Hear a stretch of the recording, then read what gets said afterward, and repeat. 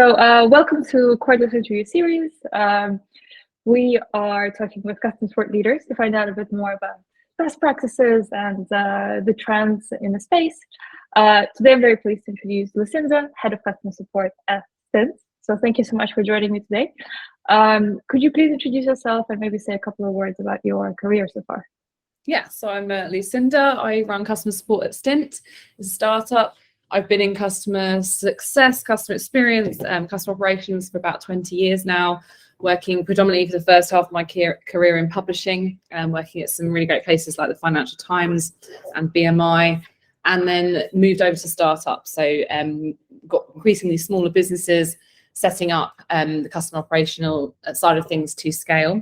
So very much interested in the efficiency gains and creating that great customer experience.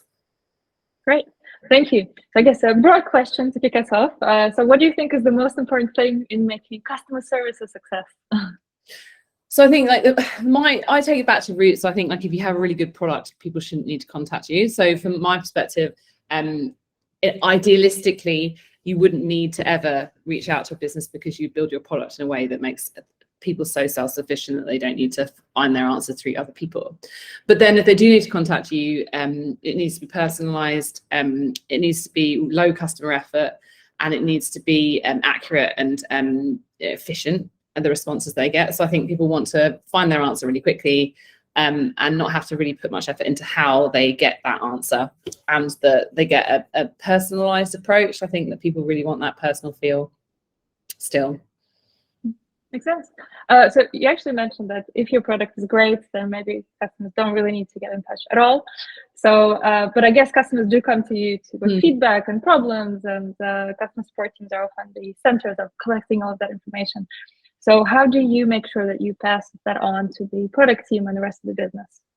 What's your process like? Yeah, and this is a challenge that is always a problem, I think, in most places I've worked, is either people are not interested enough, or they are really interested and you can't get that data to them in a really succinct way. Typically, we would be categorizing every bit of insight that we get and doing sentiment analysis. And I like to feed that back to the business in a regular cadence. So ideally, that'd be weekly. Looking at trends, so what are people saying about our service, what are people saying about our product week on week, and what the differences are.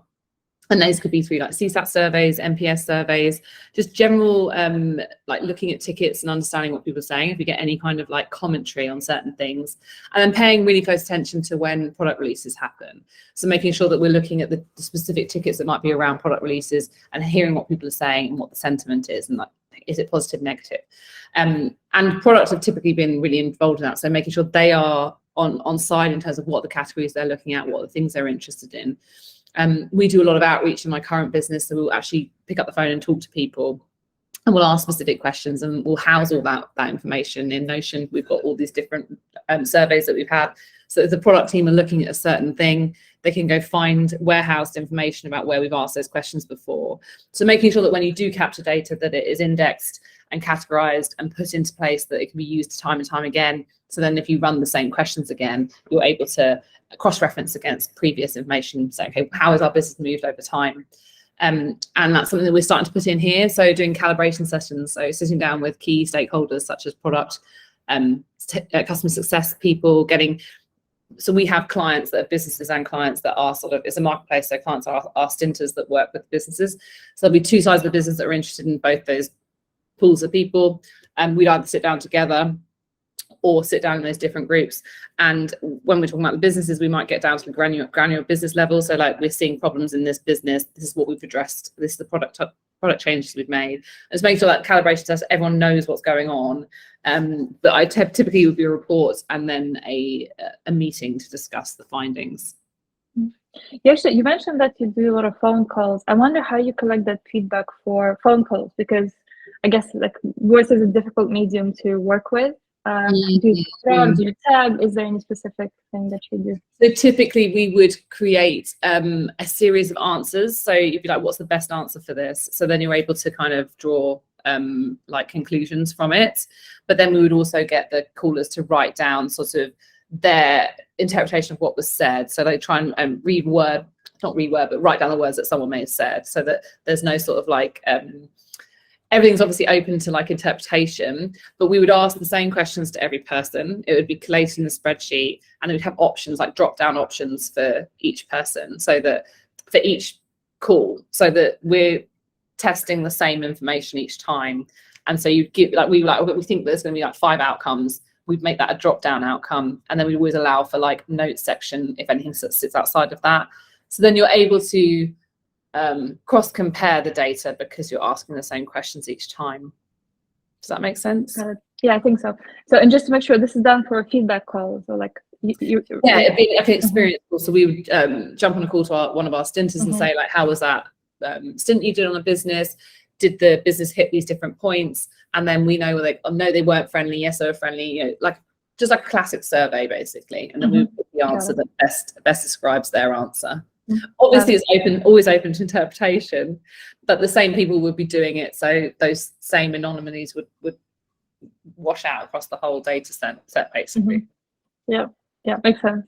And I guess another thing, so as the team grows, it's quite hard to maintain the quality of service, and especially given that you're looking to making personalized, so you don't like adhere to scripts or anything like that. So how do you make sure that your quality of service still great across a larger team? Yeah, so we survey, we CSAT everybody, so then obviously that's a continual like feedback loop, but we also audit. So we audit a section, a randomly selected section of every agent's tickets, and so we will get one person will audit it, and it'll be peer-to-peer auditing and then manager to employee auditing. So we'll base it on certain criteria. Do they follow the right, do they give the right information? Do they follow the right tone and kind of like the way we want to present ourselves as a business, like a branding piece? Were they personal, helpful? Did it resolve it for them, or was there more to do? Like, did they close out the loop? And then we'll give someone a score, and it works out of 100% every month. And then we will do calibration sessions where we will check that the other people have audited in the same way that we would audit, to make sure that we're all kind of, it's about as scientific as it can get, because obviously it is open to people's personal preferences, and everyone's getting measured on the same things across the board, and that's they all feed into our kind of values as a business and what we want to do as a product. So that's how we try to maintain quality, but it is obviously difficult. And then we measure things like, okay, how many escalations have we had past the first initial contact? How many like what first time responses, because obviously if it gets in a long conversation, how many complaints have we had? Those kinds of like more serious measures of things not being maybe quite as good as they should be, and then we want to drive them down, and we would assess that at the agent level as well. Okay, sounds good. Sounds like it's a very robust process that you have in place. What are your biggest challenges right now? Like, are there any particular projects, like things that you want to improve in how you run your Well, team? at the moment, so I came into this business and we had a phone channel and an email channel and a bit of social media and some web forms. At the moment, I'm overhauling that to introduce chats, because obviously we can just benefit from massive efficiencies. And so the challenge is getting that up and running, getting that to be as effective as we want it to be. We've gone with a provider who's good, but there's limitations.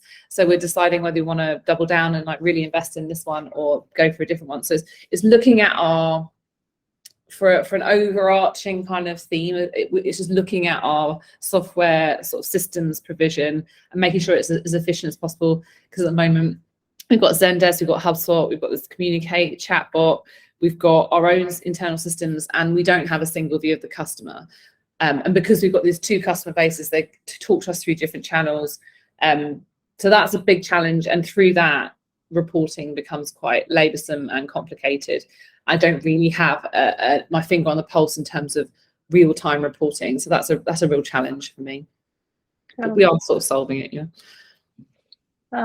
Cool. And then so I guess you mentioned that you have a chatbot. So like to go down that topic, I mean, right now, ChatGPT and AI is all the talk. So I'm wondering, how do you see that the role of tech like that in customer support in the future? And is there anything you're doing right now to implement that in your operation? So yeah, so we're kind of at the foothills of I guess an Everest we want to climb with chat. Like, I think most people can get the information that they need from my team from chat. I see customer support, customer success as more of a revenue driver, as more of a relationship builder, and be having the really high value conversations with people where there are more complex issues, where we do need to like show support or drive quality in some way with that person.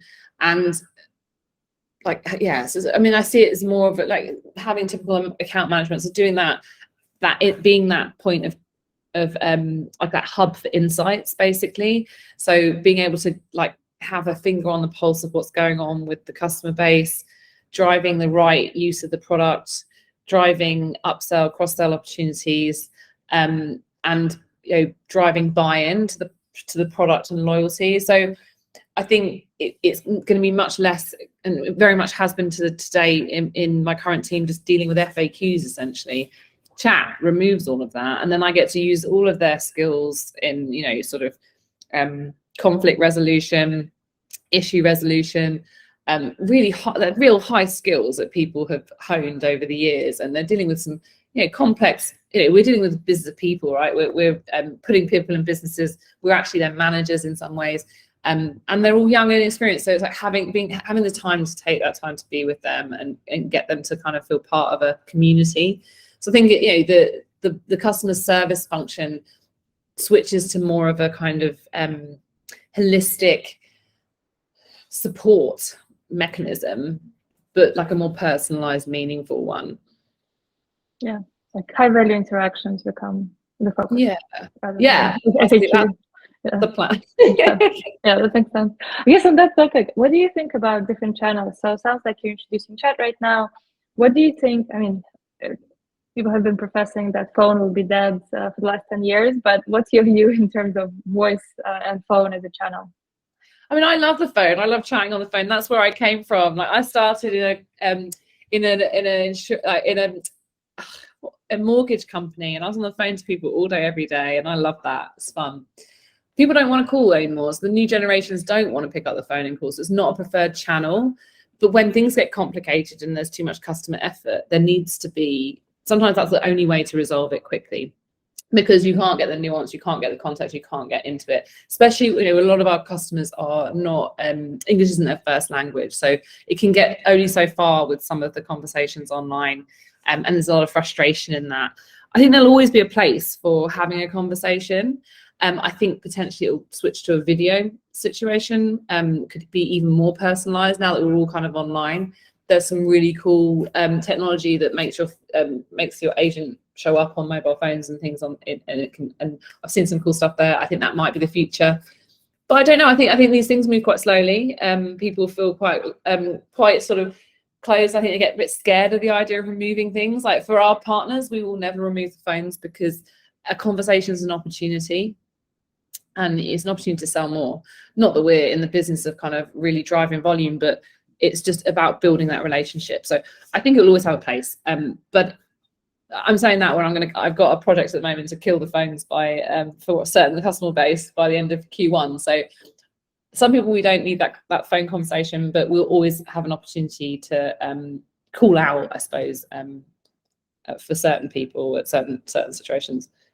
Yeah, that makes sense. I guess on another topic, I used to be head of customer support at Monzo Bank, and I think overall I often hear in the early days, cool. Where customer support is used as a cost center in the business. Yeah. But actually, obviously, there's a lot of value that customer support team brings. So I wanted to ask, what do you think about this, and how do you navigate this with your team, and how are you building out the? Yeah, it's always been a challenge for me. Less so now. I think working in startups and customer services had a lot of airtime in the kind of like the LinkedIn sphere, and the kind of like, if you're a decent CEO of a new company, you've got to really be interested in the customer experience. And so people talk a good game about it, but it is still obviously a cost center. And like, a lot of this work that I'm doing at the moment is to drive down the cost to serve, essentially, because it scales with the amount of, well, it definitely is in my business, it scales per unit of sale. So it makes your pricing model change. And you have to, so you have to like think about it in those terms. But I think I'm quite lucky in the sense that the people I work with and the environment I'm in and the environments I put myself in, they do genuinely want to hear what I have to say and what the insights are from my part of the business. But there's always that challenge of getting time and getting them to focus on it when our main focus will be driving revenue in a new business and building and all that kind of thing. So yeah, it is seen, I think it will always be seen as a cost base, as all operations will.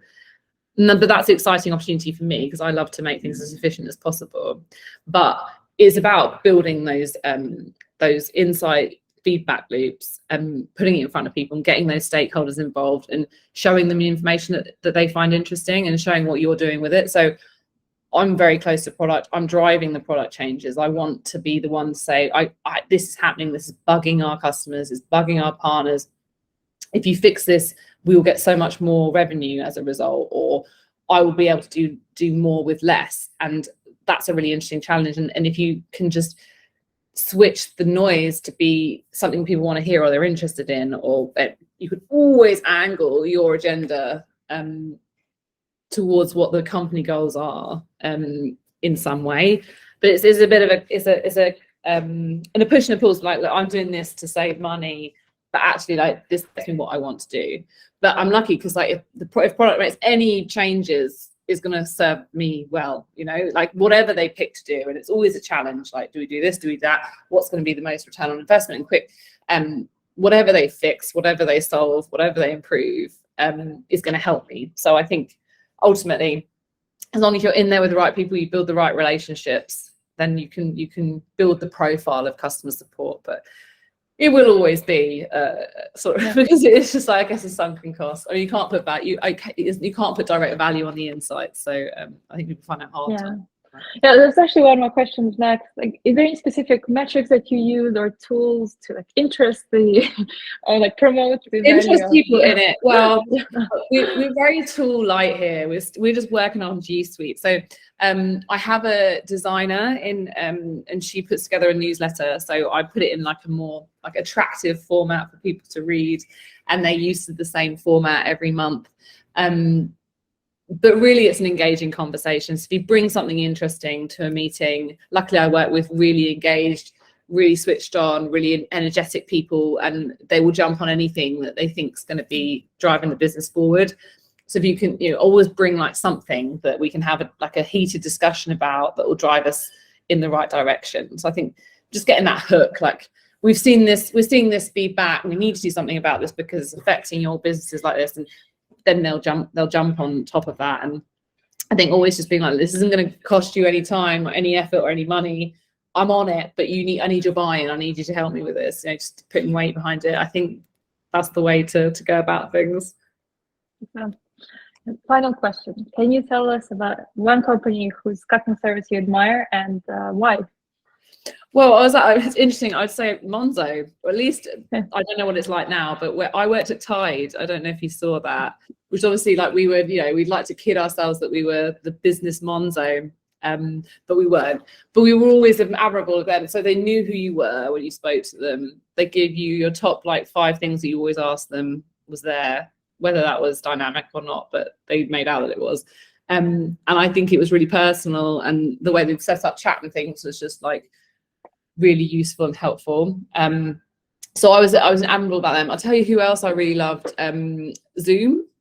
So I signed up for a personal subscription to Zoom when I was sort of doing my own business thing, and I wanted to cancel my subscription. I could do it all through a bot without having to talk to anyone, and it was a seamless experience. Because it was on another level, just like slick, and I felt that, because I don't really want to talk to someone that's like, I think it's a misnomer that people think people want to talk to it. I don't want it. I want it to be easy. I don't want to have to find answers to things. I want it to be I don't want to go to a help center. I don't want to feel like you're trying to deflect me, but I want you to give me what I need when I want it.